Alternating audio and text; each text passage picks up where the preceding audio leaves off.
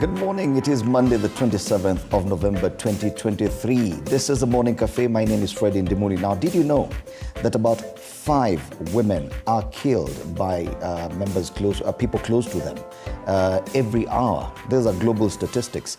As we continue to mark the 16 days against gender-based violence, 16 days of activism against gender-based violence. We'll be having that discussion later on. Do stand by for that.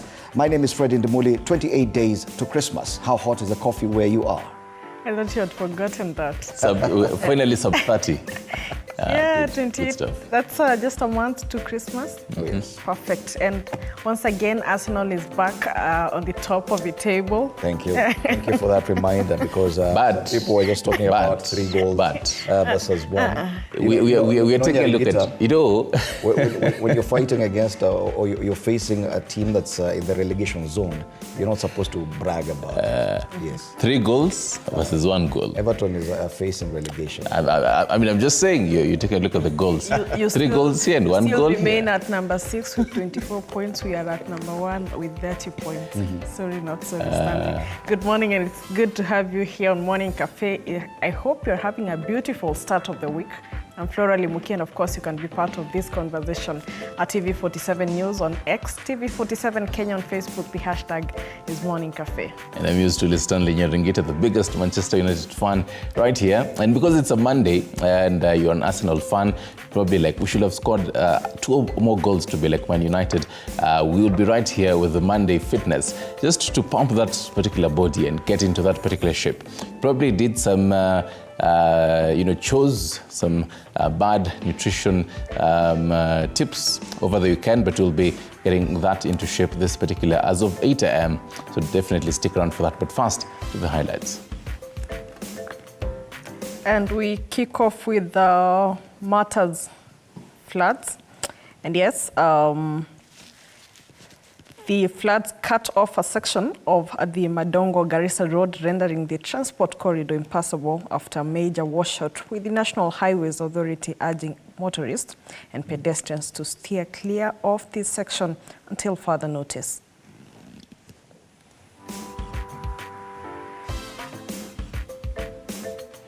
The process of placing 1.4 million learners who sat for KCPE exams in secondary schools begins today amidst confusion over glaring discrepancies in the exam results released on Thursday last week.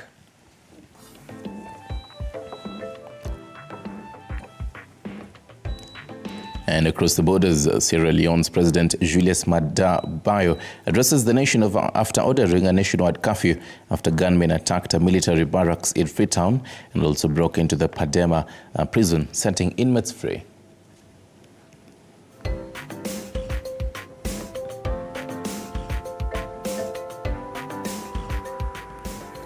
Let's now take a look at the big story this morning on matters floods. The National Highways Authority, KENHA, has advised caution for motorists using the Madongo-Garissa Road after floods cut off a section of the transport corridor. Now, officials say the affected section lies between Tana River Bridge and Madogo Town, affecting an area known as Konapunda near Mororo. KENHA has asked motorists and pedestrians to steer clear of this section of the road until further notice to ensure their safety.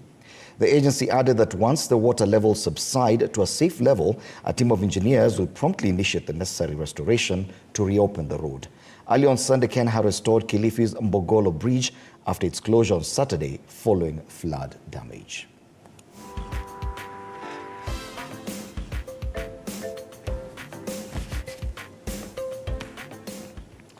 Time now to get the day's diary. Then we get a look at the dailies this morning, and briefly on the diary this morning, we'll be updating you as we move on. Today is the Kenya Innovation Week, the whole Commonwealth edition, and President William Ruto is expected to officially open this particular event. As early in the morning, we'll be updating you and giving you live pictures in our coverage as we continue. Another highlight that you'll be expecting, as Fred had mentioned, the 16 days of activism against gender-based violence started on Saturday and continues, and right here TV47 will definitely be shining a light on the same. And so the global 16 days of activism against GBV is a key international moment to call for an end to violence against women and girls. It runs from the 25th of November until the 10th of December, which again will be the Human Rights Day. And briefly on today in history, in back 1997 in Algeria, 25 people were killed in the second Suhain mass murder. And in 1990, an agreement was reached between the ANC party and the South African government regarding the affairs of the state.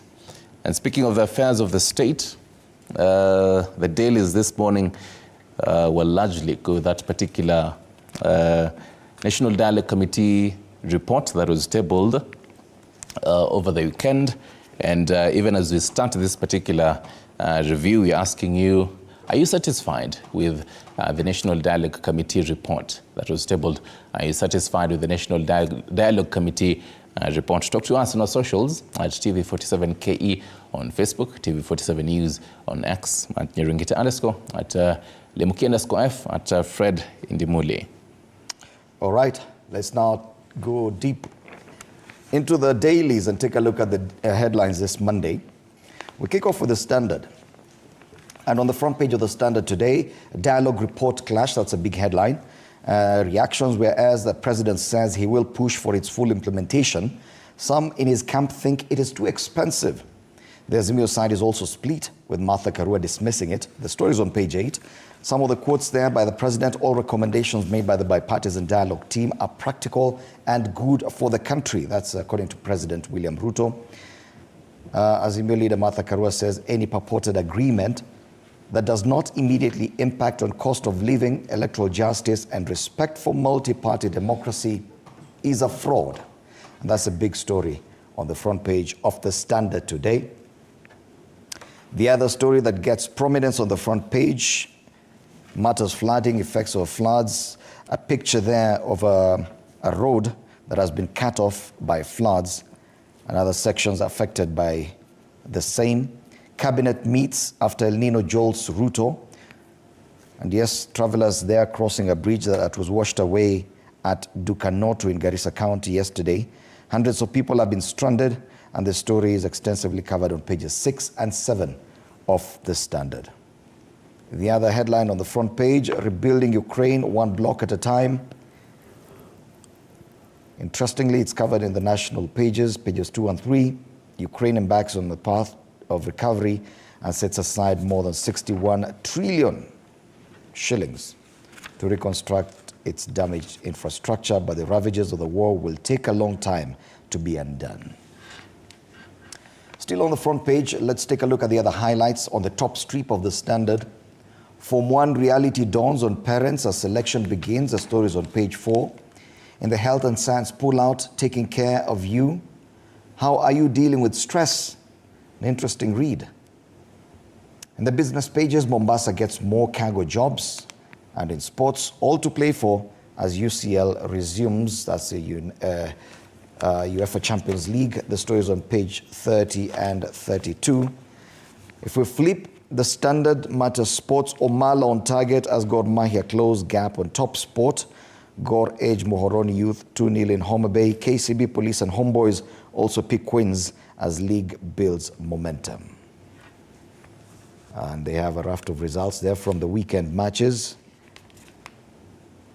Away from that, morning Spurs failed to find their way past Villa, and that is from the weekend EPL games, from which my colleague Stanley is trying to get bragging rights, but I don't think you deserve anything. Yeah, and that's the Standard this Monday. Well, let's have a look at the Daily Nation. Similar headline to what we have on the Standard. Talks report splits within Azimio. And just a quote there by the former President Uhuru Kenyatta, is the Azimio Council chairman, is said to have made attempt to scuttle the talks, calling 2 meetings of the party's leading lights in Nairobi. And I haven't read it. Azimio leader Raila Odinga yesterday said he had received the report by the team but had not read it. He promised to comment on it once he has read it. And other comments there. A day after the bipartisan talks, team set up by the President William Ruto and opposition chief Raila Odinga presented its recommendations. Divisions erupted in Mr. Odinga's camp with NARC Kenya Party leader Martha Karua and DAP Kenya's Eugene Wamalwa rejecting the proposals for failing to tackle the high cost of living. And that is the story on page 6 and 7 of the Daily Nation. Other stories on the Daily Nation, on the right strip, Kenya and Spain at odds over firm's 1.2 billion shillings debt and a 1.2 billion debt owed by the Kenyan government to a Spanish company for consultancy services risks sparking a diplomatic row between the two countries. And that is the story on page 5 of the Daily Nation. A state keen to clip SRC's wings in row of allowances. Proposed law will bar the Salaries and Remuneration Commission from determining allowances for MPs and judges. And on the high schooler junior sport pull out there, Alex aspires to be an engineer and he spends time in his dad's garage learning how to solve mechanical problems. That is the story on page of that high schooler pull out. Some matters floods here. Ruto to chair emergency cabinet meeting today as heavy rains wreak havoc countrywide. That is a story on page 3 of the Daily Nation. Let's have a look at what we have on the top strip of the Daily Nation. And this is how state will assess your ability to contribute to the new health fund. And the government will assess your life with a fine-tooth comb to determine whether you are indeed too poor to pay for the state health insurance plan and will only pay for those deemed completely incapable, with the rest employed or not expected to contribute to the fund. And in an exclusive interview there with the NHIF, Chief Executive Elijah Washira said that they have categorized hustlers into two groups. That is the story on page 10 of the Daily Nation there. Tough times ahead. Banks in rare profit dip as loan defaults hit 611 billion shillings. And performance a true reflection of hard economic times that many borrowers are currently facing. That is the story on page 25 of the Daily Nation. Matters KCPE there. Fix this mess, governors tell NEC. And governors now have called for urgent measures to restore public confidence in national examinations. The demand by the Council of Governors comes following complaints of unfair marking of KCPE exams, whose results were released last week by the Education CS, Ezekiel Machogo. Yes, let's have a look at what we have on the back page of the Daily Nation. We play not just to win, but to entertain. The Kenya Junior Stars coach Babu tells fans to expect more of tiki-taka play and cup glory at home. And yes, that is what we have on the Daily Nation this morning. Gazeti la Taifa leo, masuala ya marithiano. Kalonzo Karua pia warushiwa mfupa. Maafikiano Raila atarajiwa kuwa kiongozi rasmi upinzani, huku Karua na Kalonzo wakiwa manaibu wake. Hata hivyo, Karua akataa ripoti hiyo, akisema gharama ya maisha ishughulikiwe kwanza. Mengine katika ukurasa wa pili. Na vile kamati ya marithiano ya afiki kuunda nafasi 3 katika afisi ya kiongozi wa upinzani zinazotarajiwa kuifaa Azimio. Hii ndio taarifa kuu katika gazeti la Taifa leo. Tuangazie pale chini, kuna taarifa moja pale nitaivuka kwa sababu ya sababu za naweza kukusaidia kusoma pale. Arsenal juu ya meza, vijana wa Mikel Arteta wa rukia kilele nilijua tu, huku Spurs wakilamba sakafu nyumbani. Ukurasa wa 20 kwenye gazeti la Taifa. Stanley. Tukiendelea mbele. Utakuwa na wiki ngumu. Tukiangazia masuala ambayo yenye manufaa zaidi. Pastor Kaka wa mbunge wa Famaji, mafuriko ya uandugu wa mbunge wa Kilome pamoja na mwinjilisti, katika ukurasa wa 5. Vile hapo chini, KCPE sasa magavana wataka haki, wasema dosari katika matokeo zirekebishwe, kila mtoto apate alama anayostahili. Tuelekee pale juu. Ruto wakubali Wamalwa na Nyoro wakikataa masuala ya mapendekezo hayo pia. Rais asema amefurahi mapendekezo ya ripoti ya mdahalo, huku baadhi ya wanasiasa wakipinga. Katika ukurasa wa pili, mwishowe masuala ya kitaifa wa Palestina 39 wako huru, Israeli achilia wafungwa wa Kipalestina, huku mateka wake 13 wakiachiliwa na Hamas, katika ukurasa wa 8. Na hiyo ndiyo Taifa Leo. Kalonzo Karua pia warushiwa mfupa. Let's take a look at the Star. And on the Star, hot potato talks team OK's 2022 poll audit. Evaluation of election results could open old wounds on who won disputed election. The story is extensively covered on page 6. And same theme as the other big dailies today. The other story there, photos of what the main political leaders were doing over the weekend. Ruto in church as Raila leads ODM membership drive. Yes, that juxtaposition there. Other highlights on the front page of the Star this morning. On the right-hand side of the front page of the Star, forecast shows El Nino rains to persist till February. How about that? Elsewhere, teachers, medical insurers summoned over poor services, and Wambora stares at probe over 1.6 billion shilling pending bills. Finally, on the top strip of the Star, teen pregnancy fuels obstetric fistula in girls in rural areas. That story is on pages 14 and 15 of the Star. That's a big read. And that's the front page of the Star today. Well, let's have a look at the Business Daily. Interesting headline there. MPs plot to impeach Ndungu Thuge over shilling free fall. And the committee gives officials a month to stop the depreciation. Treasury is counting on IMF World Bank loans to tame the slide. Yes, and away from that, on the bottom strip, power purchases from grid slow down on price increases. On the right strip of the Business Daily, Nairobi secures 15.3 billion shillings for second collector tunnel.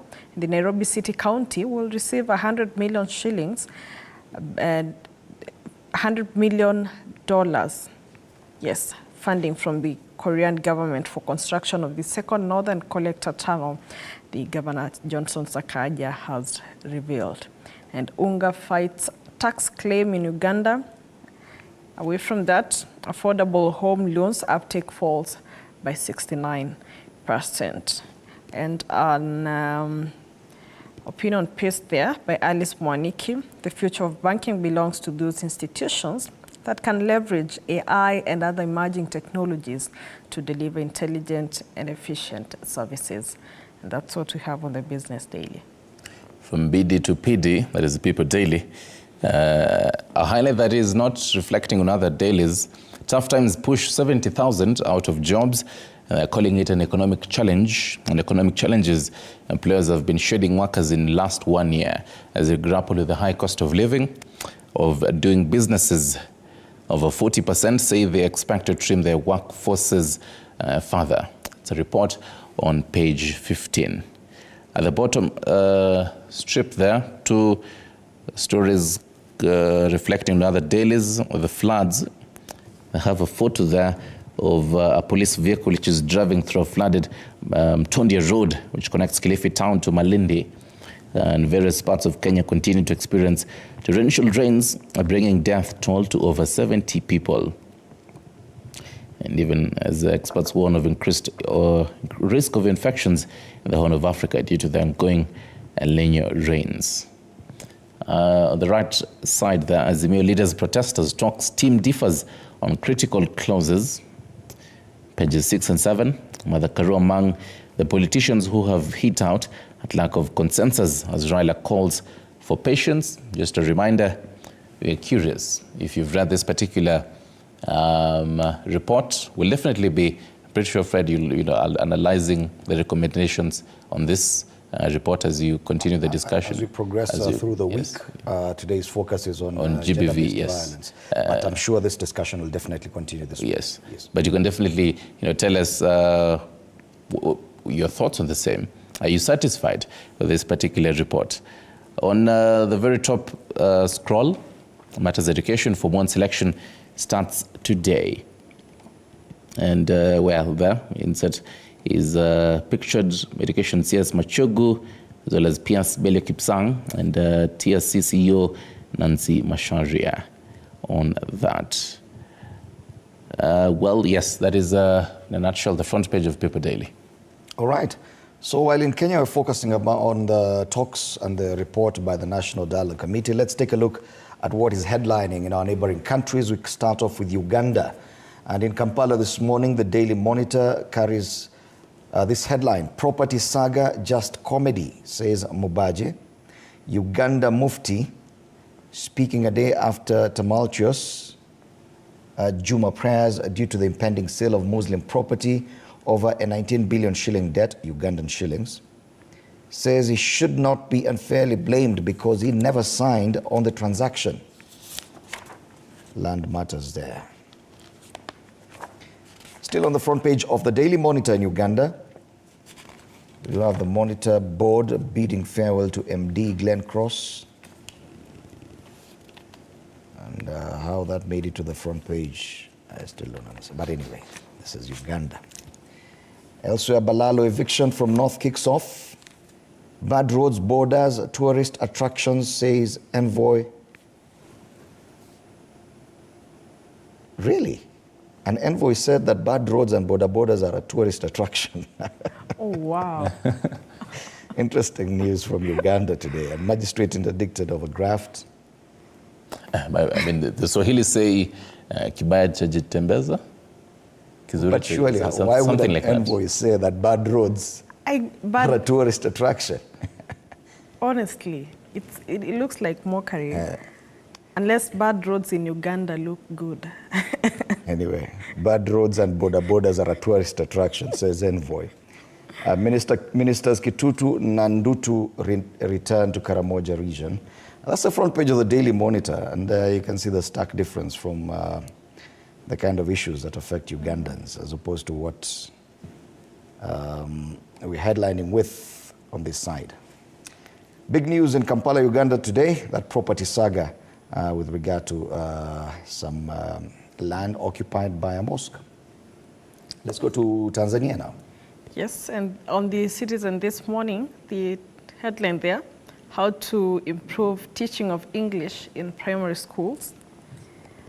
Yes, and away from that, on the top strip of the Citizen, why Annette thinks tailor-made tech rules are the answer. That is the story on the page 4 of the... And I want to take you back to the main headline. To the English, that issue of English. Oh, yes. Apparently, there was mass failure in English language this year's primary school leaving examination in Tanzania. And it reminds me on, was it on Friday that we were taking a look at this particular headline, where now they're focusing on how maths should be taught, something like that. There was a whole report on that. And then, so we were discussing how do they really how challenging teach it is calculus, to teach mathematics using Swahili. Now, and you see now the comprehension levels of the English language. 34% of candidates, so they're the only ones who passed English. And the stakeholders now propose a number of ways to reverse the trend. But 34.5%, it is a serious challenge. I always thought this was mostly on in the internet concerning Tanzanians and their Swahili and not knowing Kizungu. It was just hate speech, but now this is serious with the statistics, yeah? It reminds me of a video I watched the weekend about, everyone, even themselves, they make fun of themselves about their knowledge of English. And they're saying, you want to go? Go. Oh my. Tanzania mtatusomea lakini. We can have exchange programs. Well, other stories on the Citizen. Will new financing model and EAC cash rules? Yes, and NMB named biggest, most compliant taxpayer. And just on the very lower strip, transition to political pluralism was rushed. And that is what we have on the Citizen this morning. Katika gazeti la Mwananchi, akisalia masuala ya bongo pale, wamng'ang'ania mbunge Gekul, ndio taarifa kuu katika gazeti hilo. Wadau wa sheria, wanaharakati wasema isiishie tu kwa kuvuliwa unaibu waziri, bali hatua zaidi za kisheria zifuatwe. RPC asema ataitwa muda wowote. Hiyo ndio taarifa kuu katika gazeti hilo. Pale chini masuala au taarifa ya kutatanisha, ajali ya basi ilivyoua 14 pale Mtama. Watu 14 wakiwemo watembea kwa miguu wawili wamefariki dunia na wengine 26 kujeruhiwa baada ya basi waliokuwa wakisafiria kufili breki katika eneo la Mputa maarufu kama kona ya Nyale. Kurasa wa 5. Pale juu, utoaji mimba unavyowatesa wanawake nchini. Habari kuu katika ukurasa wa 3. Na hii ndio gazeti la Mwananchi. Rejea nchini Kenya. As we take a look at masuala ya caricature, is on page 15 of the Daily Nation, page 10 of the Standard as always, and page 12 of the Standard. Well, page 12 of the Standard goes with seemingly what the front page of People Daily had, matters high cost of living and all that. The common Mwananchi there in probably a desert, and there's a hole there, and a signpost showing where high cost of living is literally everywhere. And there are skeletons just around her, and she's shocked with the scorching sun above her head. That is a high cost of living there. Yes, the disjointed, confused, directionless reporting as far as the cost of living is concerned. That's the analysis coming from the National Dialogue Committee's report so far.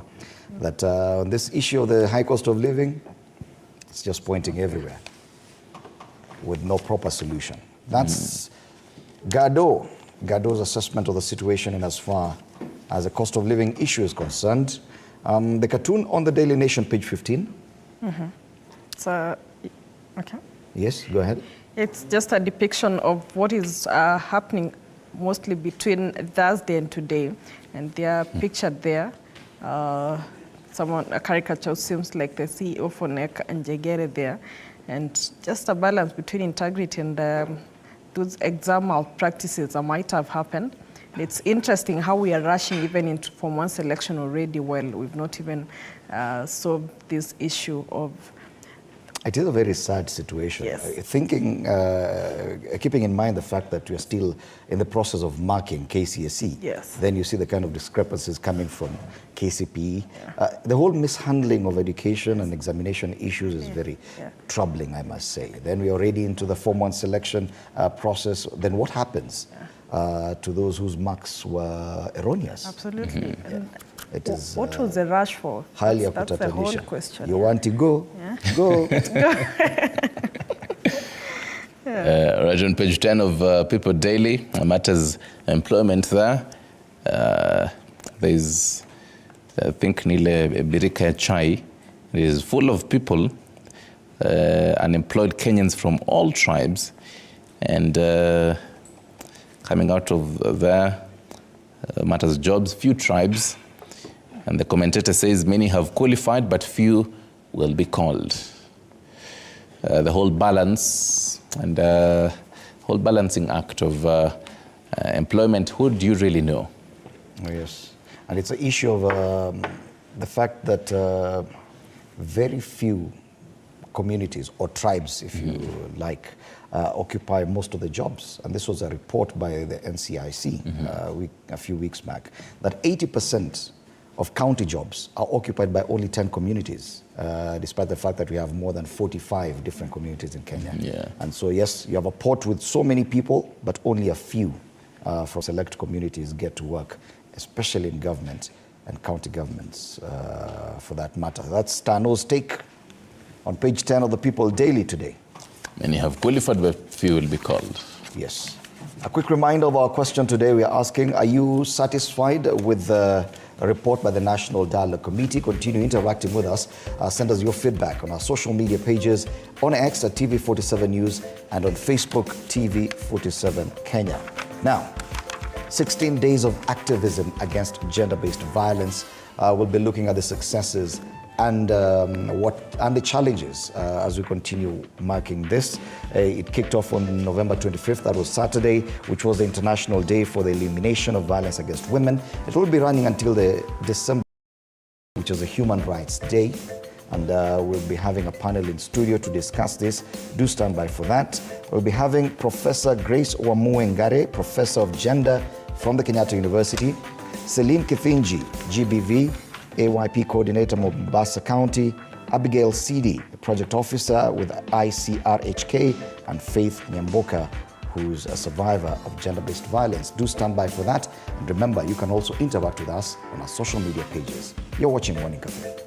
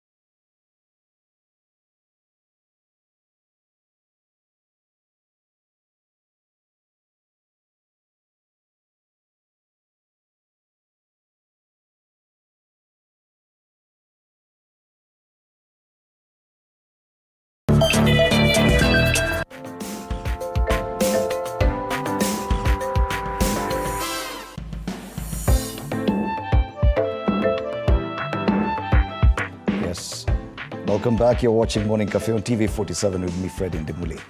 We just want to take a look at the 16 days of activism against gender-based violence. This is an annual international campaign that kicks off on the 25th of every November, which is the International Day for the Elimination of Violence Against Women, and runs until 10th December, the Human Rights Day. Now, some quick data on matters to do with gender-based violence. Did you know, for example, that more than 5 women or girls are killed every hour by someone in their family? That in 2021, nearly 1 in 5 women aged 20 to 24 were married before turning 18. And that 1 in 3 women have been subjected to violence at least once in their lifetime. These are just some of the data, some of the grim statistics that we're looking at. To help us with this conversation this morning, privileged to have in studio Professor Grace Wamuengare, Professor of Gender at the Kenyatta University. Karibu sana, it's good to have you in studio. Thank you. We also have Celine Kithinji. She's a gender-based violence AYP coordinator, Mombasa County, and is also the chairperson of all the 47 GBV county coordinators. Good to have you in studio, Karibu sana. Thank you. And also in studio, Abigail Sidi, project officer, ICRHK, and the ICRHK is the International Center for Reproductive Health, Kenya. Yes, ladies, karibuni sana for this very important conversation. Now, when it comes to issues of gender-based violence, we talk a lot and talk about the statistics and about what will happen before 2030. And apologies for that. There's so much that people have been looking forward to. And this campaign was started as far back as 1991. But in 2008, the UN joined in. And the plan was that by 2030, at least, we could see an end to gender-based violence. It is only 7 years to that target. And it is time we take stock of where we are and probably the challenges that we still face. And let's start with you, Celine.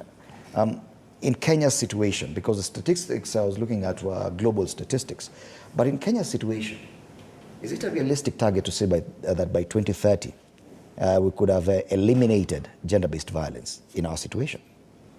Okay, thank you very much for that question. I can say it is a quite ambitious target. However, the government, all Kenyans and of other actors are working too much and very hard to make sure that they realize the target. 1 in every 3 women might have or have undergone sexual violence or any other form of violence. And based on the fact that this is a vice that is anchored within our families, within our societies, it requires a lot of investment to achieve the target, which I believe the government is also taking part in that and working very hard to achieve the objective. However, it's quite an ambitious one. Yes. Do you agree, Abigail, that probably we are a bit too slow when it comes to any effort towards eliminating gender-based violence in our situation, Kenya's situation? Thank you very much. I'd agree with my colleague Selina. I don't think we are too slow. I think we still have a lot to do, especially at the grassroots level, because we are having so many things that are counterproductive for the strategies that have already been put in place. Like when you're looking at gender-based violence, you're looking at women being more affected as compared to men. And then we're having a lot of issues surrounding stigma. We're having a lot of shame around it. So you find that women are defiled, boys are also defiled or raped, but there is no reporting that goes on at the police level. Or if the reporting is taken to the police, you find that the survivors tire at some point. They complain of various factors. There's also a lot of incest nowadays, which is also part of GBV. So it's rape happening within a family. It's very embarrassing to report.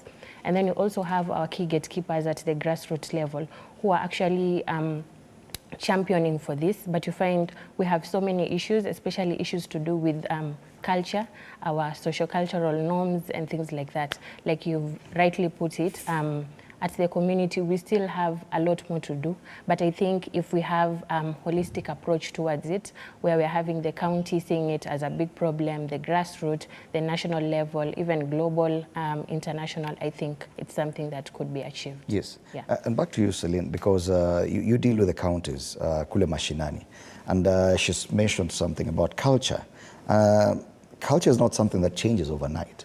And some of these things, there are beliefs that some of these things that we consider normal culturally are actually gender-based violence.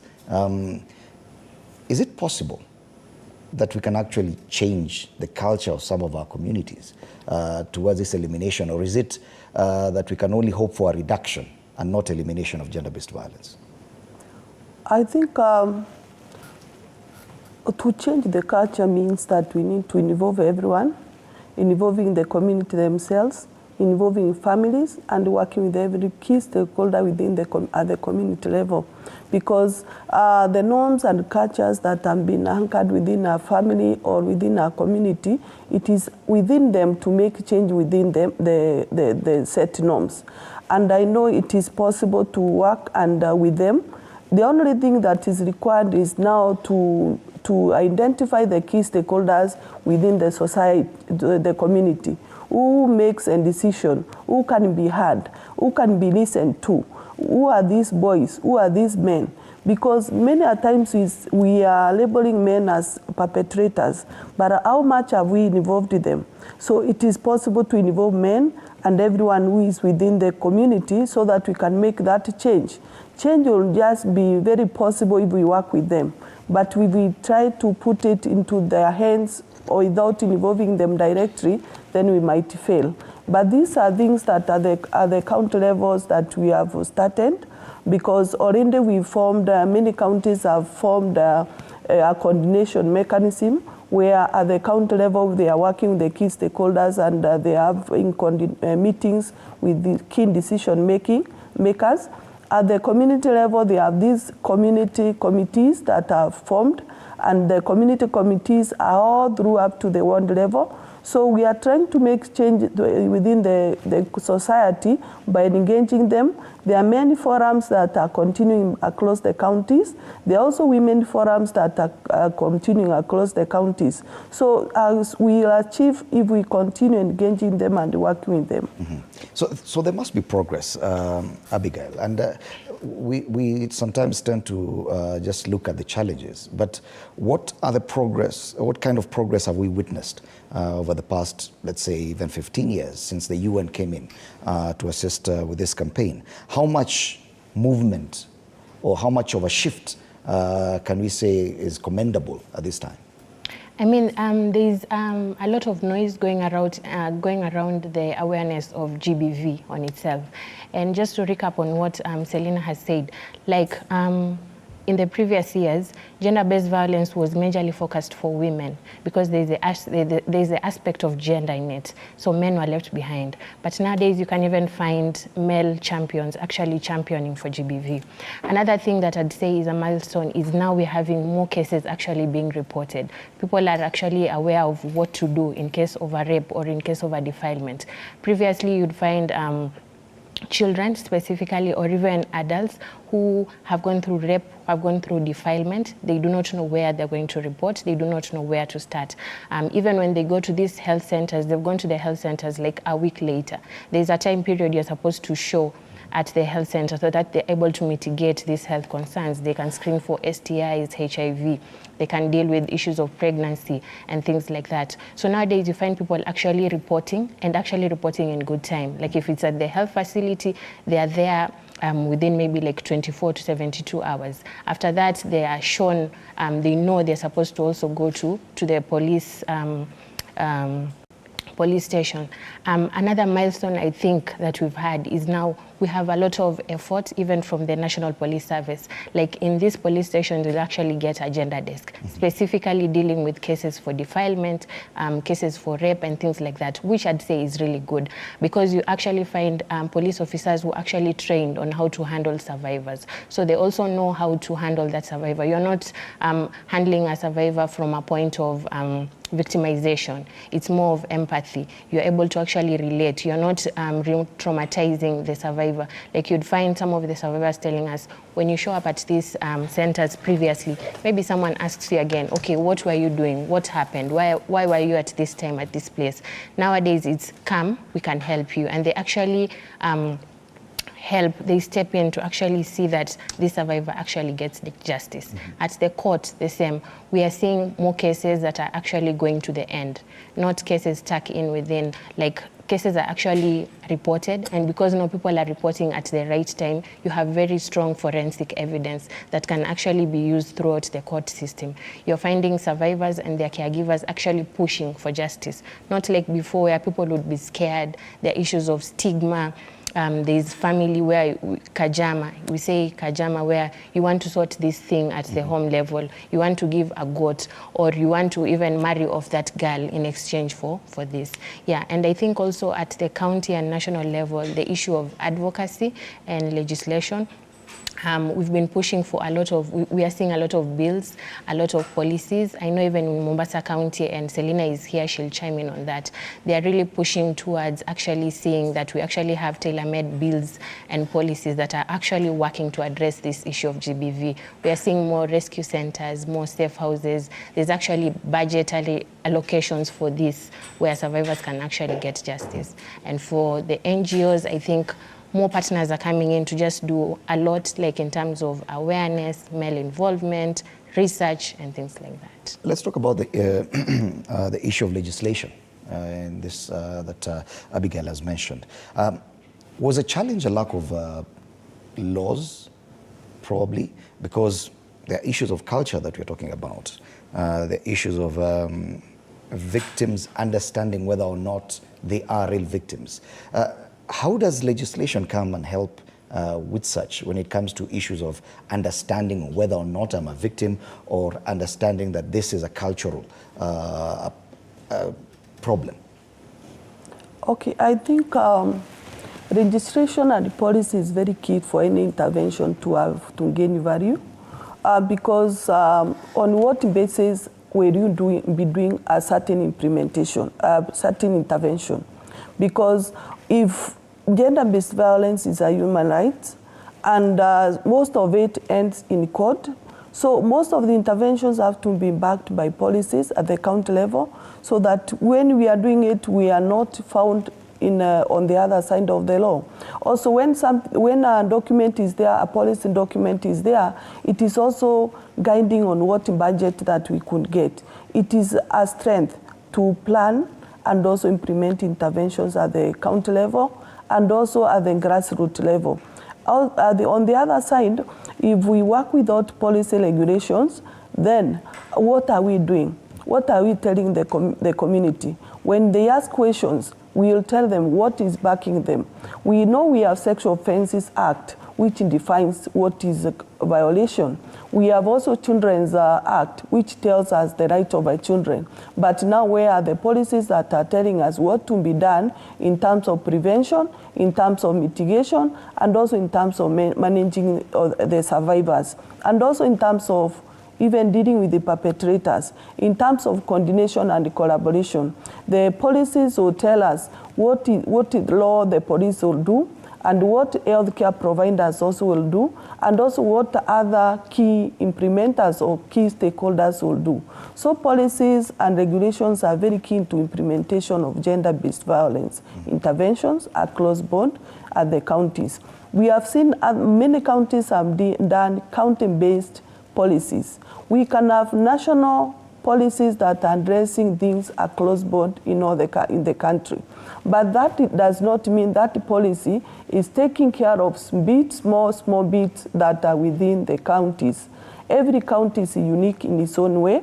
So policies within the counties are tailor-made to their needs. Kindly expound on that, because if at all Mombasa County comes up with its own policy, and we have probably challenges that are unique there. Nairobi has a different one. How do you standardize the interventions then? Okay, then we do policies guided by the national policies. So we custom-made the national policies, and we input things that maybe at the national level they were not keen in. For example, we look at Mombasa County, we have different religious background.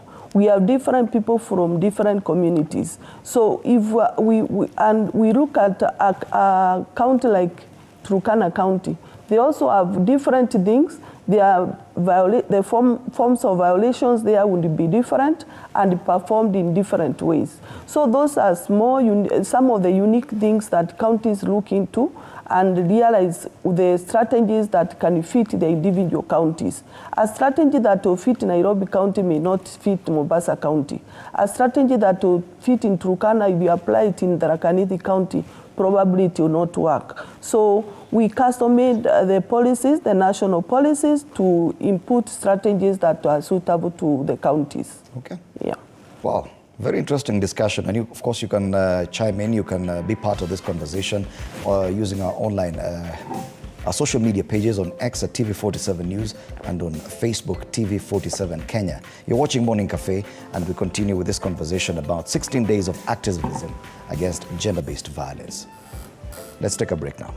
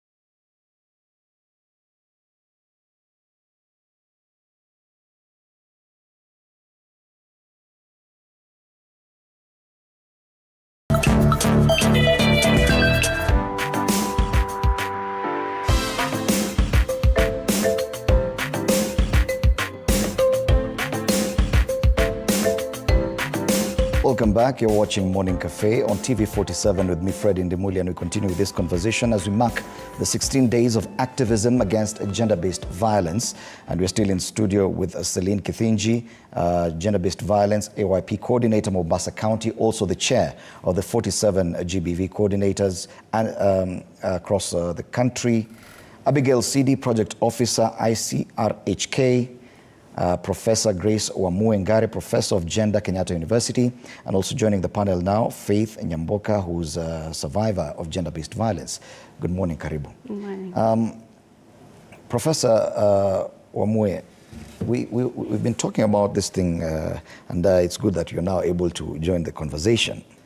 Now, there's a whole issue of the victim and whether the victim understands that they are actually a victim in Kenya. When it comes to cultural issues, the understanding could be different. There are people who believe that getting married early is okay. There are people who believe that female genital mutilation is okay. The challenge where survivors actually understand that they are victims is a real one. Do you think that we are in a better position now, after these years of this kind of campaigns, that the understanding or the knowledge gap is being reduced? Thank you so much. I think actually, and I'm glad you are getting the difference between survivors and victims. Victims are those people who have already succumbed to GBV.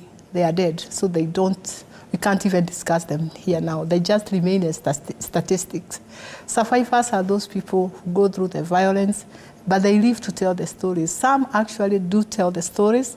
Others don't tell the stories. They die with the stories because of the stigma that is associated with the whole issue of GBV.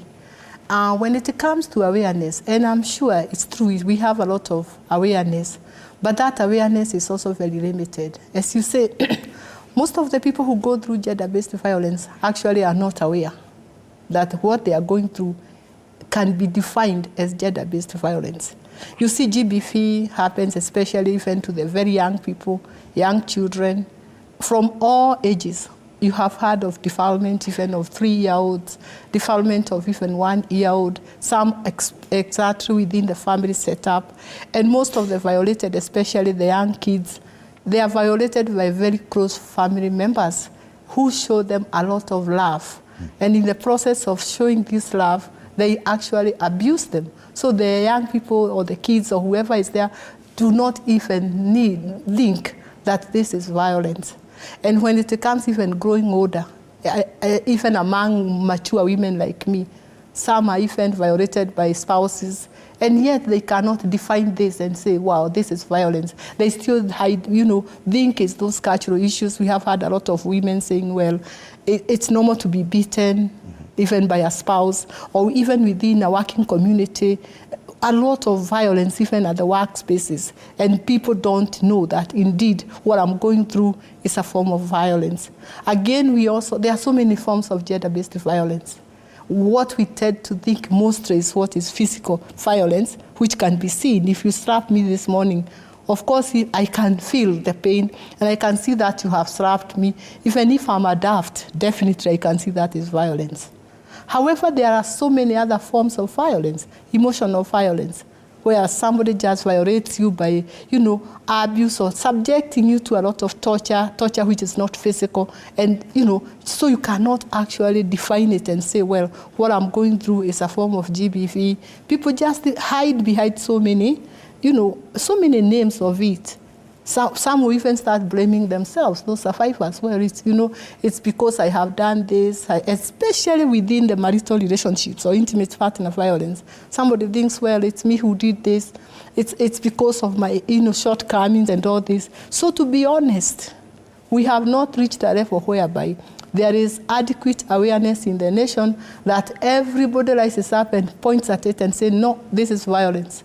You can't do that to me. Yes. And I think that is where we need to be.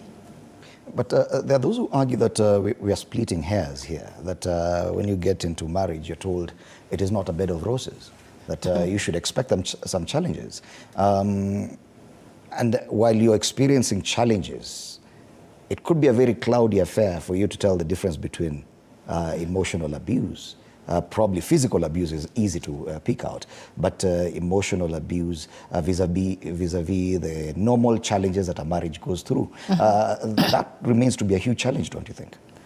Well, let me ask, when you are getting married, especially if you are in a celebration where you are celebrating a wedding, whoever tells you that marriage is a bed of roses? I mean, everyone will tell you, oh, it is gonna be so nice, it's this and this. And then some of the things that we tell our girls and young women when they are getting married, you are getting married to do this, you are getting married to do this. Women should do this, women should do this, women should do. So you are telling a woman that this is what you are married to do. And out of some of those things that you're telling women, this is what you're married to do, some of them will emanate to a lot of GBV. So honestly, is that maybe we enter the marital relationships with that idea, or otherwise you just dismiss you and say, well, it's normal. A woman is harassed by a husband. She goes back to the family. She goes back to the community. And the community means so many other avenues, to her friends, to the church, to the mosque, to where. And then once she says, oh, look, this is what he's doing to me. And then what are you being told by the community? Familia, pasfia, this is normal. I also went through it. These are the stories we hear. I also went through it. No, a good woman should be submissive, should be like this, should be like this. So you see, we already have a package of how a good woman should be. But in the process of defining this good woman, a lot of the goodness that we expect to see from women and young girls who are married is actually forms of violence. So I think we need to change the narrative. Okay. Yeah, to sensitize women, you know, and even men for that matter, because some of the violators who are boys and men may also not define it as that. They think it's a form of discipline. In fact, they call it discipline. And they also call it a part of, you know, I want to be seen and I'm a man. Wow. So I'm controlling my wife. But in the process of controlling, what are you doing? You are simply violating your spouse. Okay. So there needs to be that clarification, that definition, and we need to be very, very serious in talking about it. Okay. Yeah. And we're privileged to have today in studio a survivor of gender-based violence, Faith Nyamboka. And we do commend your courage in speaking out. And can you just briefly take us through your story so that we understand the context of where you're coming from? Okay, thank you very much for having me. My name is Faith Nyamboka. I was married quite young. Immediately after high school, I met this guy, all lovey-dovey, and we decided to get married. Immediately, I got my first child. So the first periods I went through emotional abuse, but obviously I didn't know, I was so naive. I didn't understand this was emotional abuse. So over the years, it gradually continued to now economical abuse, whereby I'm being told, you just sit here, I'll provide everything. And I sat, of course, we love each other. So me being me, it continued.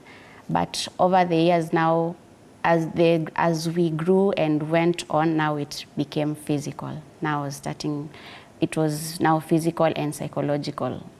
Something happens, I'm being told I'm crazy, everything is my fault, and it was just drama after drama to a point where I'm now fighting for my life. And I sat down and I thought to myself, this is not the kind of life I want for me and for my kids. So I looked for a job, and that's how I moved out. Wow. And it must be very traumatizing It is. for a victim, for a survivor to go through that kind of experience. How did you manage, or what kind of intervention assisted you?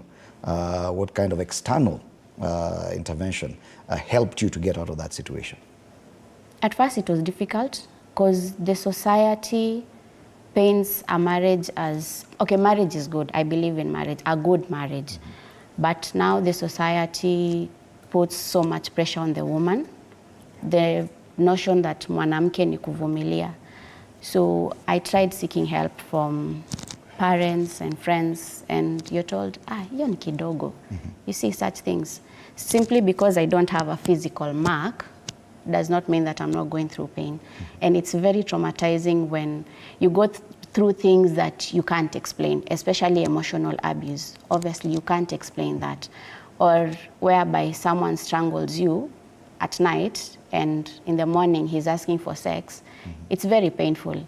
And the society will ask you, for as long as hajakupiga ngumi, it's still okay, unaweza vumilia. Mwanamke ni boma. Those are the kind of things I used to get. Did you get any assistance from outside your family or community to enable you, to empower you to be able to make that decision, to leave that space? Later on I did, because at first I was so isolated. I didn't have like friends. And then now later on I started like having friends. I started getting therapy. Such groups as ICRH, SSV Kenya, they really helped me. I started going for therapy. It is now that I now understood that this is abuse, this is violence, I should not be going through this. Wow. I had a very good and a strong social support towards the end till now. That's why I'm here. Okay. Celine, there's a lot of discussion about empowering survivors, and empowerment in most instances is equated to money. Yeah. How is money a solution, especially when it comes to women who are survivors of GBV? How is money a solution, or that kind of financial empowerment? Thank you very much for such a question. Okay, many people think empowering a woman or a person is just material, but I am of the contrary opinion, because if you give money to a person who doesn't know what to do with this money, you've not helped this person. The first thing of empowerment for a survivor of gender-based violence should be psychosocial support, so that, because this is a person who is very much torn, a person who is confused whether if married, whether to leave the marriage, to stay within the marriage, a person with their children behind, if I live with my children, what will happen? And psychosocial support would be very important to this person, because he'll be able to understand himself or herself and be able to understand the problems that he is encountering, and make a decision out of that. Now, after you have supported this survivor psychologically, the process of psychosocial support now would even go hand in hand with other empowerment, like finding out what he has in his hands, like what can you do for yourself, understand what are the root cause of your problems, then understand what do I have in hand. If I have to make a decision now to quit marriage, where am I going and what am I doing? Other than giving financial or material support to a person who has not even healed psychologically, a person who is torn so much internally, a person who might not make the right decision at that time. So first thing first, I would advise people who are dealing with the survivors of GBV to first of all seek to support this woman psychologically. You make sure that there is safety. First of all, she is safe where she is, and then you can initiate psychosocial support. After she is able to now make a decision what I want to do with my life, because psychosocial support does not mean that you are giving options. We are supporting this person to make a decision on what the life she wants to live after now the perpetration or after the violence. So after the psychosocial support, you are also doing some other kind of trainings, and this does not require one person. It is a multi-sector approach. Every person, many people, key stakeholders have a lot to play in GBV. So find out who else can chip in supporting this survivor. Okay. Which other service does he need? Does he need health services? You bring in health providers. Does he need some legal services? Bring in the legal service to this person. Link this person to legal services. Does he need safety? Make sure that she is linked to a safe place where she will be continuing the psychosocial support and other services without getting some other violation again or re-traumatization. Is it a child? You bring in the children's services and the child protection unit. So it is an approach that needs all people involved. And it also must be a very expensive affair, because if at all it requires all these people just to attend to one survivor, and it's not like you can send someone to a chemist to go buy some medicine and it's done. It is a process. That capacity, do we as a country have enough capacity to handle survivors of gender-based violence? I will attempt to answer that, Yes. but kindly allow And me that to question is open to all of us, so even after she answers, someone else can chime in. Yeah, I would just like to pick on what Selina has talked about empowerment, and what you asked about money, if it helps. On the flip, you find that when you're looking about GBV and the aspect of gender, it brings a lot of gender inequalities. But look at it this way. GBV, for most cases, is dominant in places that have a lot of poverty, a lot of places with a lot of poverty mixed with a lot of retrogressive cultural norms, yeah? But think of it in this way, where a boy or a girl is empowered. Like, she has her own job, he has his own job.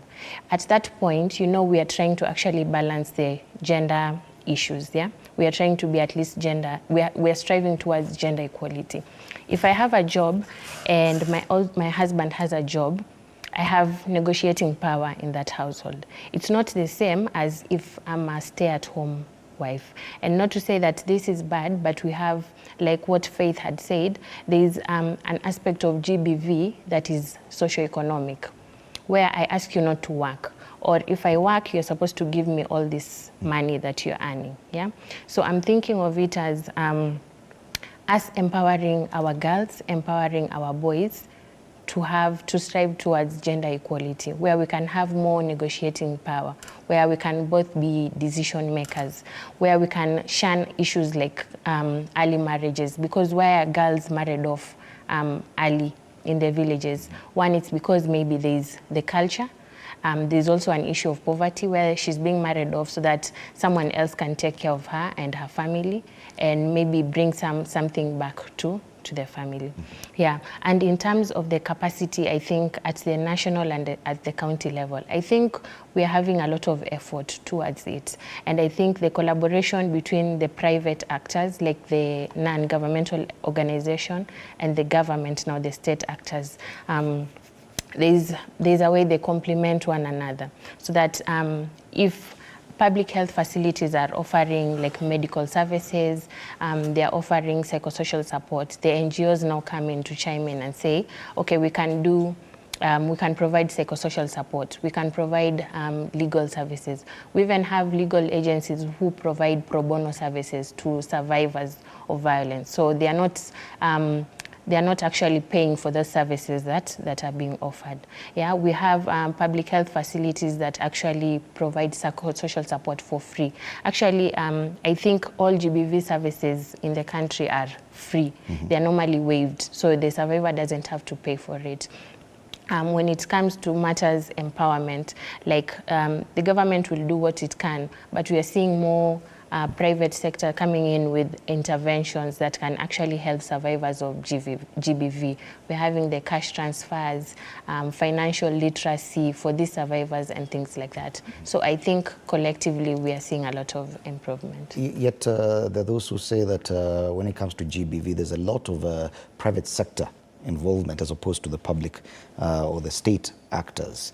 Why is this? Is it that to probably the government, issues of gender-based violence are not really that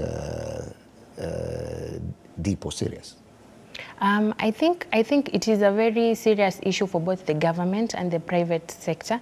I think for the private sector, it's just that like for especially NGOs, like for ICRH, for example, we've done a lot of research. So you actually have the magnitude and the prevalence. So even like when we are having interventions, maybe we might tend to like have more interventions for GBV, now encompassing physical, sexual abuse, socioeconomic and things like that. But I think it's also a priority for the public sector. If it were not, I don't think they would even be having, like now in Mombasa County, at first, most of the services for survivors were at Coast General Teaching and Referral Hospital.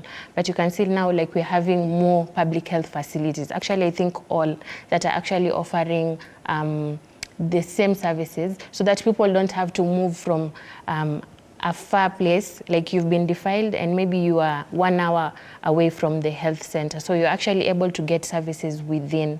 When you look at the local administration, there's a lot of awareness. They're able to take perpetrators into book, like they're actually able to help the survivor walk them through the journey. So I think it's a blend of both. And before we come to you, Professor, back to Faith, when you talk about these organizations, this kind of assistance, this kind of resource available to the survivors, how much of that did you interact with in your journey towards being able and stable away from the situation you were in? How much of these institutions did you interact with? I've interacted with them a lot. Like I remember before I left, I fell into a very bad depression. So I was taken to a safe house with my kids. I went through counseling, psychosocial support. That the group that helped me was SSV, Survivors of Sexual Violence Kenya. And then from there I got a therapist from Furaha Infinity. She does therapy for me pro bono. I'm still going through it till now. Recently I've interacted with ICRH and they've really empowered me. So I've interacted with them a lot and they are doing a great job when it comes to helping survivors. Okay. Selina, you wanted to say something? Yeah, it's about the government commitment to this ending gender-based violence, which I would clarify and say the government is very much committed to ending gender-based violence of all forms. And this is demonstrated by the structures already that have been put down from the national level to the county level, that which include the training of healthcare providers so that they can provide quality of service, and also monitoring and evaluation, where they have developed monitoring tools and data capture tools that we can, that's why we are able to tell the statistics of gender-based violence in Kenya and in the counties. We have also, they have also developed a standard quality assurance standards for healthcare providers for GBV service provision, so that the service you are providing can be of quality. We have to monitor it and see, is it of quality? We have post-rape care kits, which were not there before, so that once a survivor comes, you have everything at your desk as a healthcare provider to provide those services. The policies have been developed also. Those are some of the things that the national government has done. At the county level, for example, Mombasa County, the government is very much innate. Initially, we had one facility providing gender-based violence services. Currently, all the public facilities are providing the services. You can walk to the nearest health center, nearest dispensary and get these services. We have also, in terms of coordination, at the county level, we have a coordinating structure. We have a multi-sector forum where the county brings everyone to discuss about GBV at the county level. At the sub-county level, we have a sub-county technical working group. Everyone at the sub-county is brought on board. At the community level, we have community GBV committees. Everyone is brought on board to discuss GBV matter. At the dispensary of the center level, where we are serving GBV, we have GBV survivors. We have facility committees, GBV committees. And these committees are comprising the police, the judiciary, healthcare providers, the mzee wa mtaa, and anybody else who can make a difference. The policies that are the counties, this shows how much the government is also committed to ending GBV. If you look at even on the social media, the government is very much on board in terms of sensitizing the community. Like some years back, there was no GBV coordination at the county level. You see, every county now has a GBV coordinator. So the government is working so much to make sure that we end GBV. Okay. Yeah. Professor, I'll take you back to our constitution. And it is, we're marking 13 years since this constitution was promulgated, and it was said to be one of the most transformative and progressive constitutions. But I wonder, as far as mainstreaming gender discussions are concerned, would you say that 13 years later we are having better discussions, or did this new constitution in any way boost the fight against gender-based violence? Thank you. Yeah, I would say yes. From the talks that are going on here, you have heard a lot has been done, and a lot is going on. But a lot also needs to be done. And to be honest, we are doing so much, but the so much is still too little because of the magnitude of the problem. You see, like now we are addressing the floods in the country, and you have seen to the level which we are at. Of course, the big rivers have flooded, and the small rivers too. But nobody is mentioning the small rivers because that's a small problem. And you cannot put a lot of effort to stop small rivers from flooding. But you have to put a lot of resources and a lot of effort to address the flooding at the Tana River, because this is a huge river. So I think, even if our constitution has given a lot of provisions and all this, I still think we need to put a lot of efforts, more than we are doing already, a lot of resources. And one of the things that I have been advocating for is a coordination at all levels, which is also a bit fragmented. And by coordination, I mean this.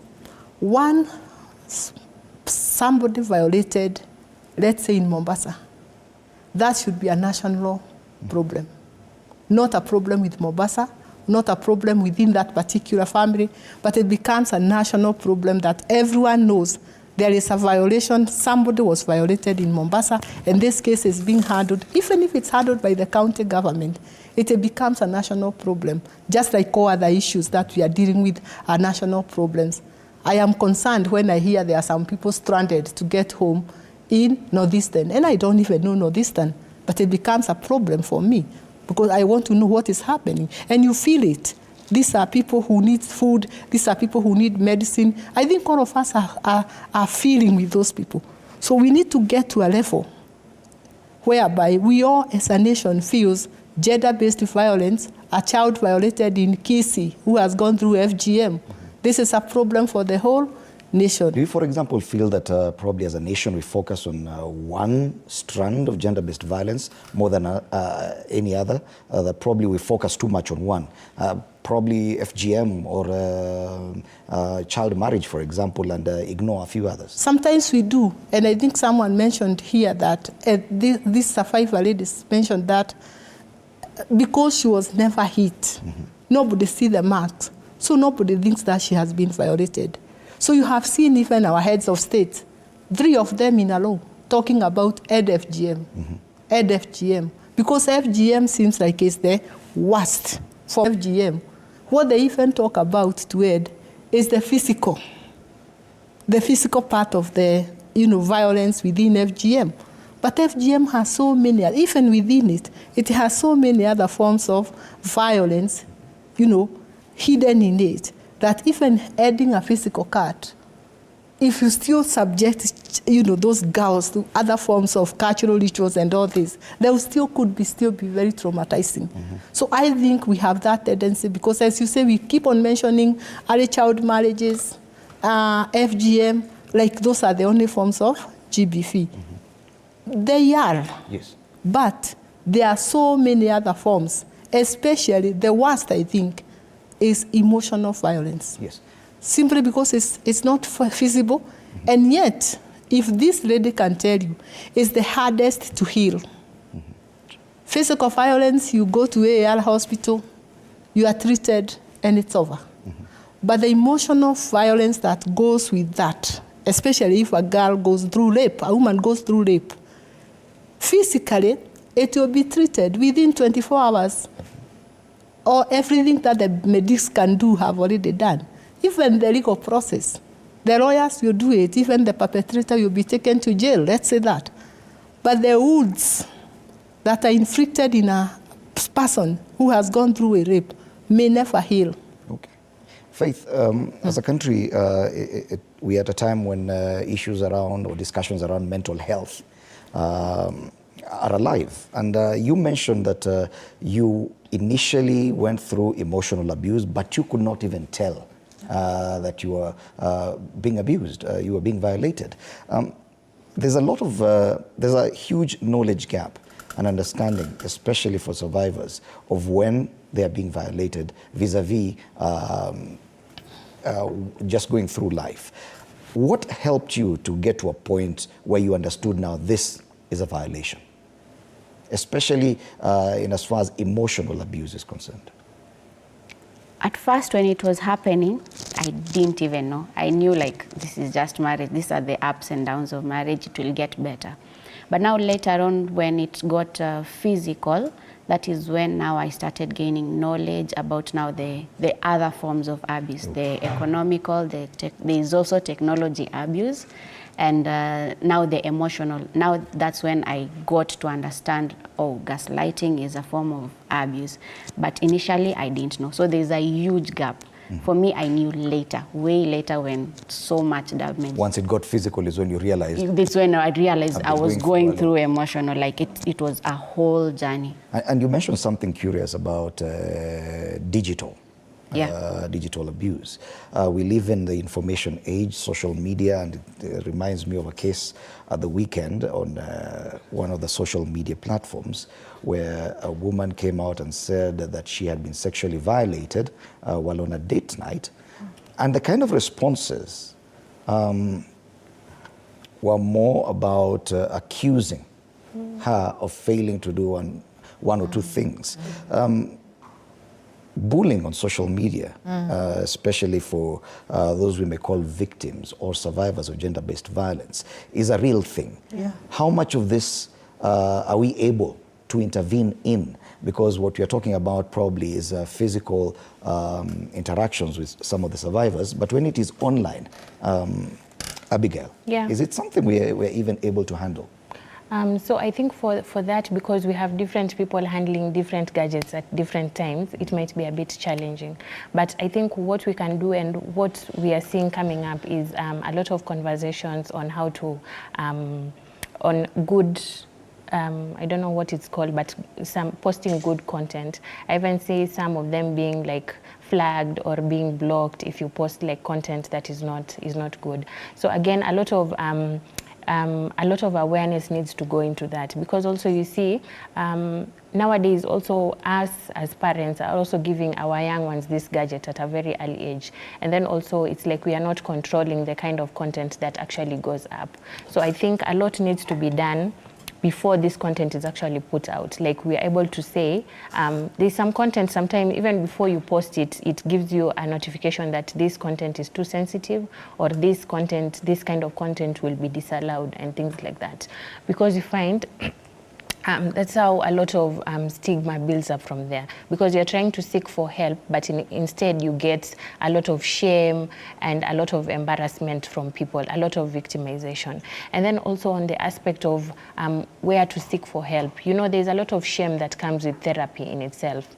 Even if you're not going through GBV, Fred, you might be going through something, maybe financial, and you might be very hesitant to go for therapy and actually say, I'm not doing well mentally, let me go for therapy. So imagine a survivor who has gone through GBV.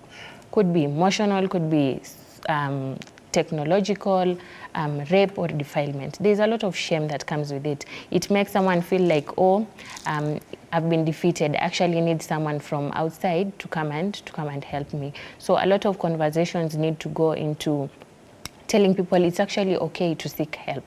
Because if you're going through emotional abuse and you actually don't know that it's what leads to depression.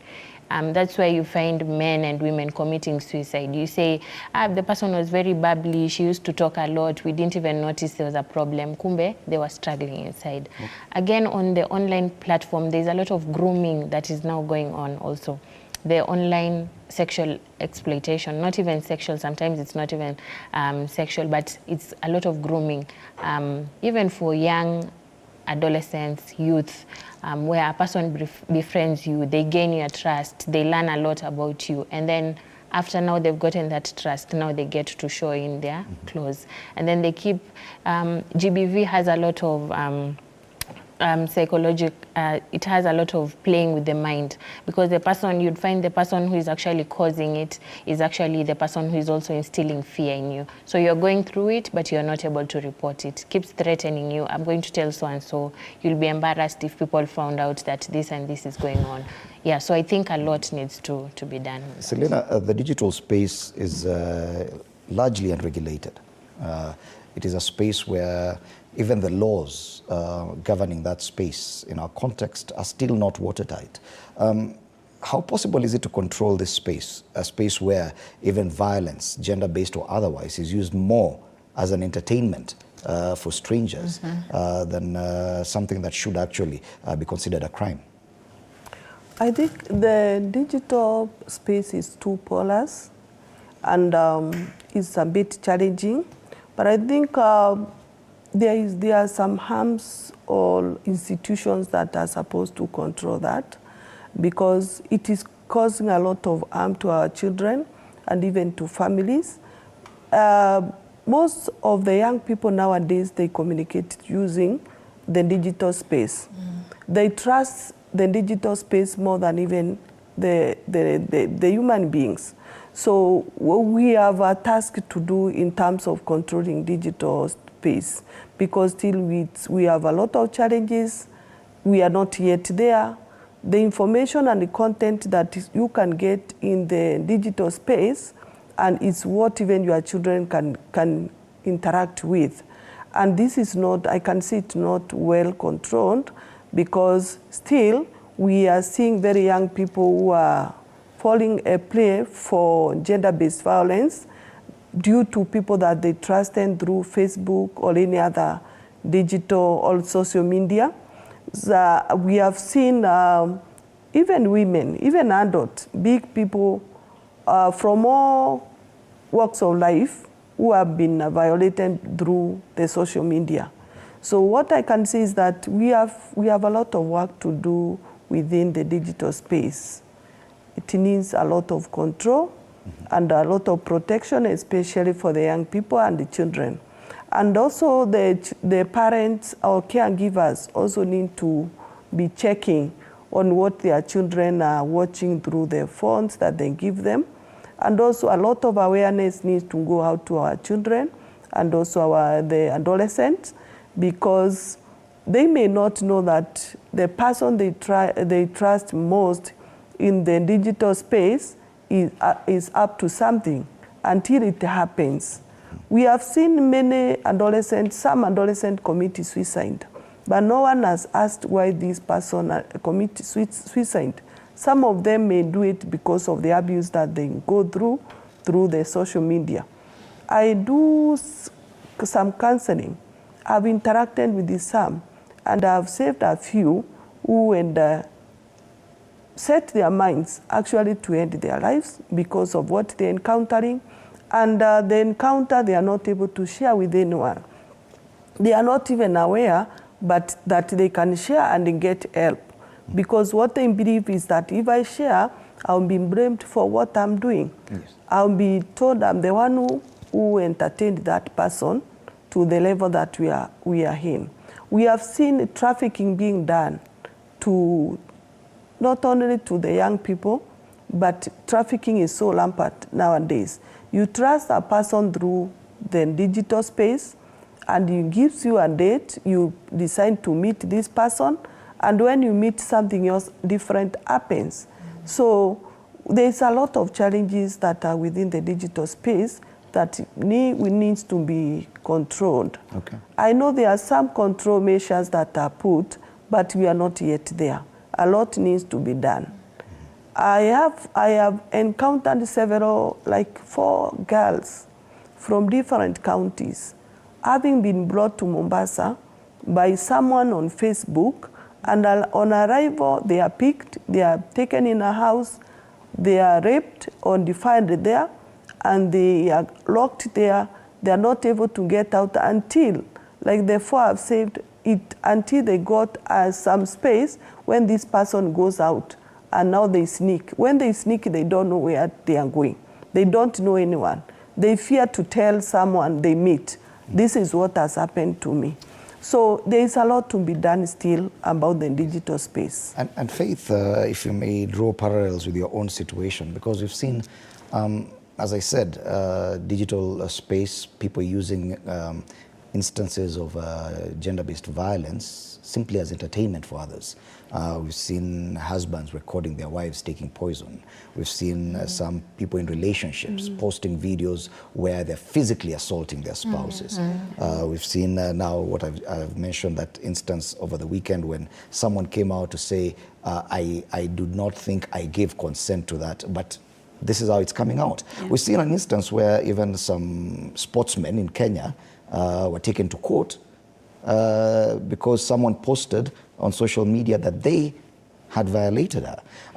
This is a space that is still ungovernable. Do you think that we can get to a point where it can actually be a source of positive catalyst towards ending GBV as opposed to a challenge as it is? I so much hope it does, because social media is very big, and I pray that one day we shall come to a space where we use social media in a positive way to generate positivity apart from the negativity that we see. Do you think it's a because some of those people could be going there as a way of venting? Can it in a way assist someone to get over the kind of violence, if at all they are unable to talk to someone, or they are to bridge even the knowledge gap that I'm a survivor, I do not know where to go, so I go to social media and post my problem, and probably the world can help? Yeah.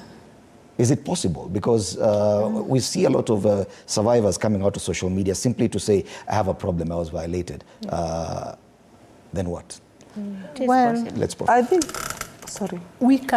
We are already using it, honestly. If I may pick just an example of my university, where we got a gadget, not a gadget, an app, which coordinates the whole university, especially among the students. And what it does is report and sensitize the community. And the good thing is, the minute you see something, or you know something is happening, or you suspect something is happening, you just go to your mobile phone, you click, and it guides you all through on this, click one, blah, blah. And within 1 minute, it has coordinated the whole institution. And therefore, it has sent alertness. The security are aware something is likely to happen, the health unit, and all this.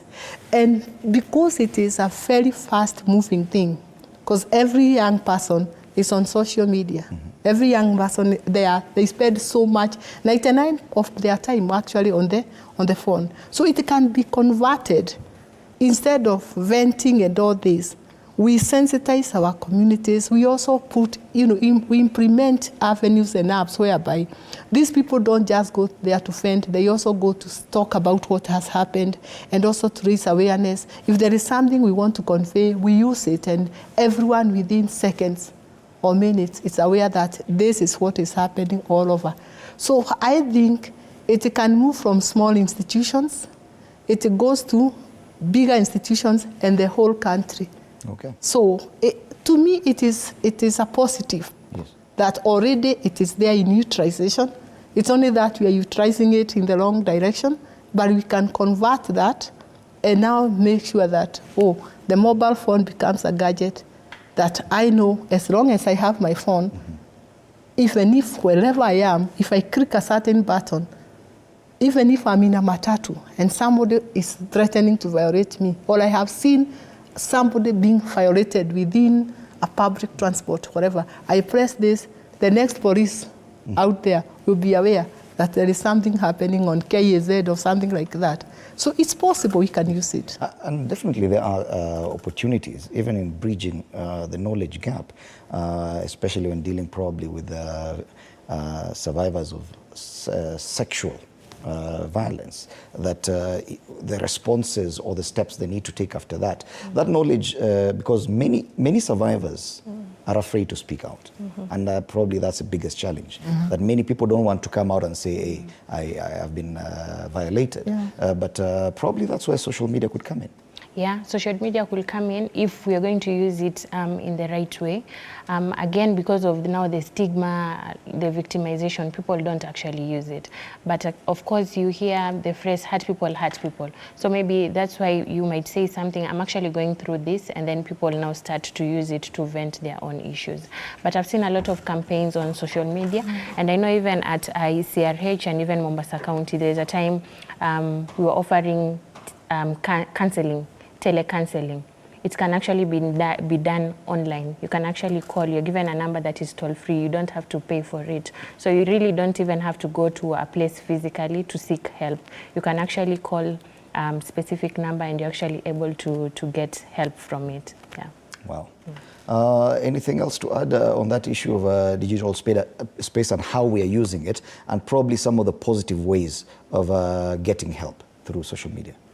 I think, thank you for that question, is, you know, when someone talks what he knows and what is in his mind.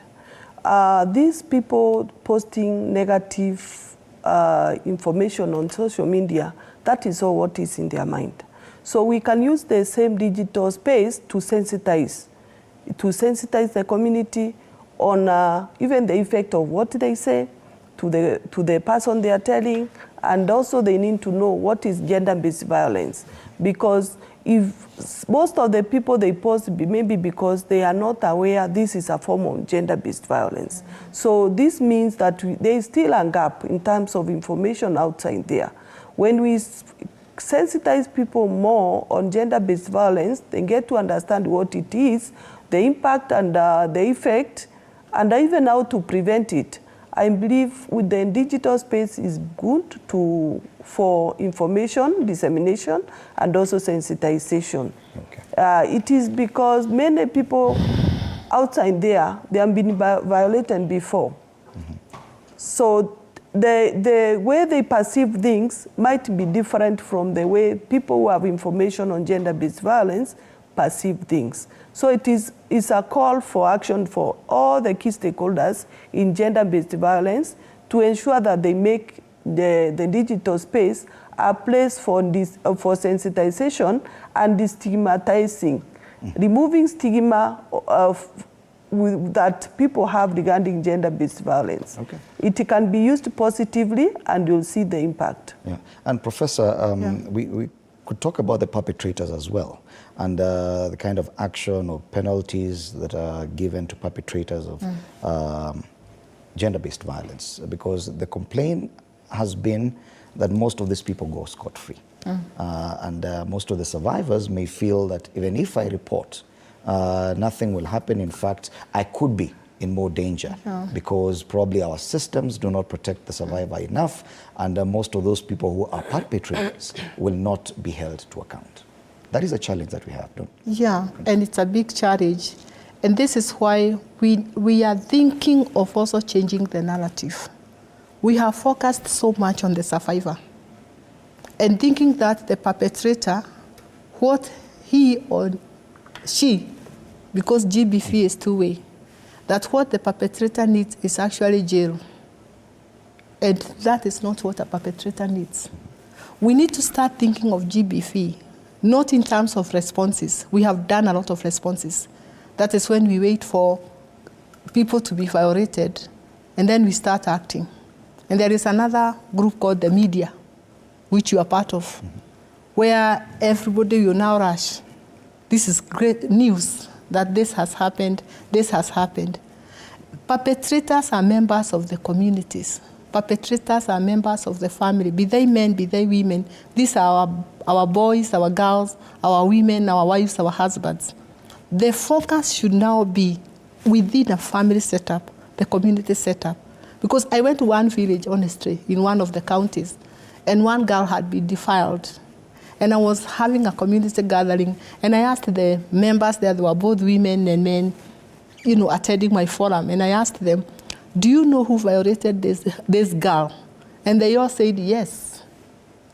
This time, nobody has moved in to arrest that person, but they know. If you go to any village and you ask for the village thief, do you know it's known? Yes. Everybody knows if a chicken is missing, who has taken it. If something has happened, everybody knows the culprit.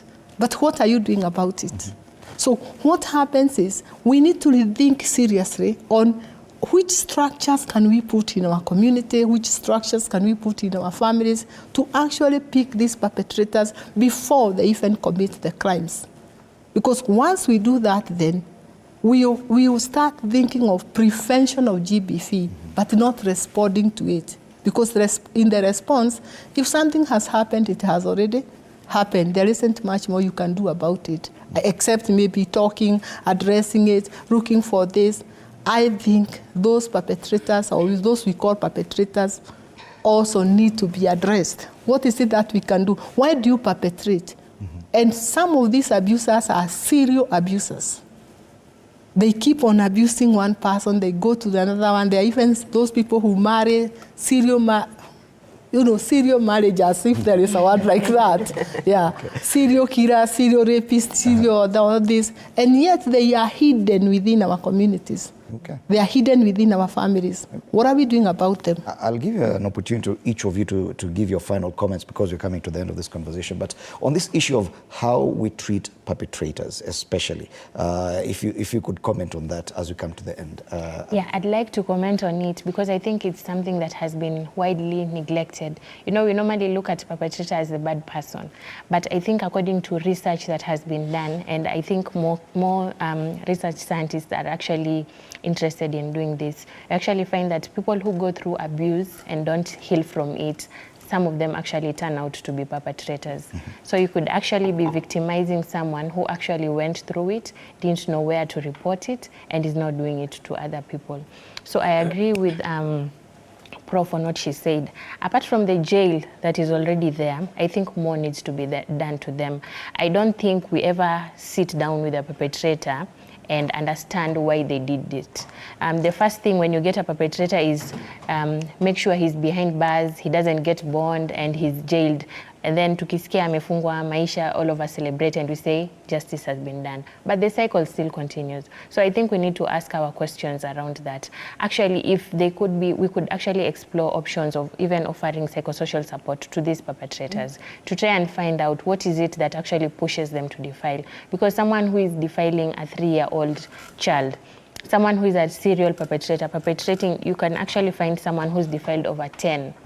Yeah, that's someone who is not, they're actually going through something. And from the point of us understanding it from the perpetrator's point of view, generating evidence, I think we can co-create more practical interventions that will actually bear fruit and minimize GBV. Faith? I have to agree with her. A lot needs to be done. Childhood traumas can really damage someone. So for as much as what they are doing is wrong, we also need to understand the why. Yeah, so a lot needs to be done. Thank you. Celine? Okay, they say if you can't beat them, join them. We've labeled men perpetrators for quite a long time. We need now to bring them on board and speak this matter of GBV with them. Many a times we label persons as perpetrators, which of course some are, but we don't interrogate the circumstances, what makes them be perpetrators. So we need to bring them closer to us. We talk to them before even they perpetrate, let them know what GBV is. Let them come to us and they tell us what actually happens, what actually leads to this. Because when we interact with them when we are taking them to court. And that time, they are on the defense side. So there is no time we give them an opportunity to even speak about it. So we give them an opportunity to speak about it. We sit with the men and boys before even they become perpetrators so that we can be able to prevent GBV. Okay. Prof, anything to add? Well, the only thing I can add is that gender-based violence is very, very expensive. it would be cheaper for the government, for the nation, if it was addressed before it happened. We have just finished a research where we have done the costing of GBV in terms of physical time spent by people who have gone through it, in terms of money spent by somebody who has gone through GBV, going to the hospital, seeking legal advice, doing all that. Relocation, sometimes you are violated and you have to relocate your children from, even miss school and all that. When you calculate all this in terms of, finance loss, and then you multiply by all the number of women who are susceptible to GBV, that is money that can build Kiambu Road and make it foreigns. So if the government now come to realize that we are losing so much in not addressing this problem, and I think there is a time you asked, is it too expensive for the government to do it? I believe it's not too expensive, because if you address it, then you can save a lot of money. Wow. And I think that is where we need to go.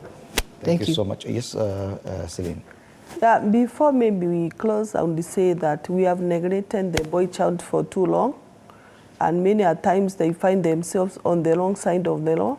So we can also look into it, focusing on the boy child, so that we can make this boy child know about even preventing or protecting a girl, even before he's called a perpetrator. Okay.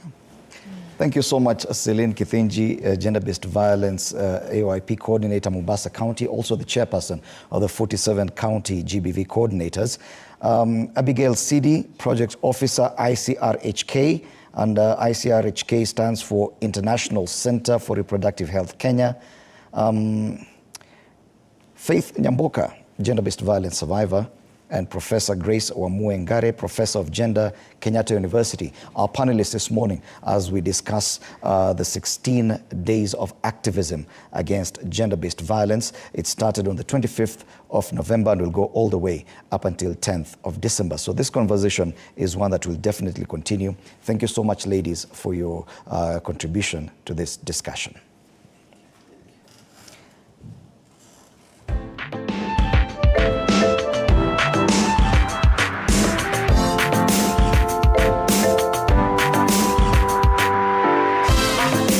The 2023 Kenya Certificate of Primary Education, KCPE exam results have cast a shadow over what should have been a momentous milestone in the education system's history.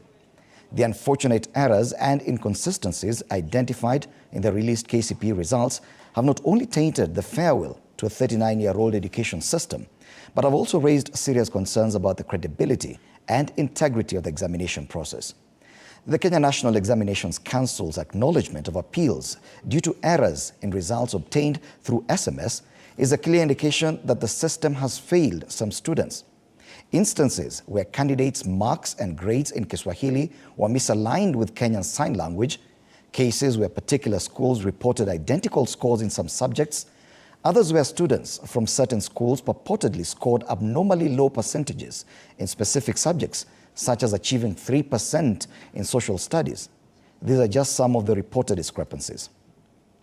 Now, the repercussions of these errors are grave, as they have undeniably disrupted the future prospects of numerous pupils. The uncertainty and distress caused by these mix-ups and irregularities warrant immediate and transparent accountability. The Examinations Council should step up and provide the public with a comprehensive explanation, shedding light on the processes involved in result moderation and the formulas used for this purpose. Action must be taken to rectify these errors and ensure that affected students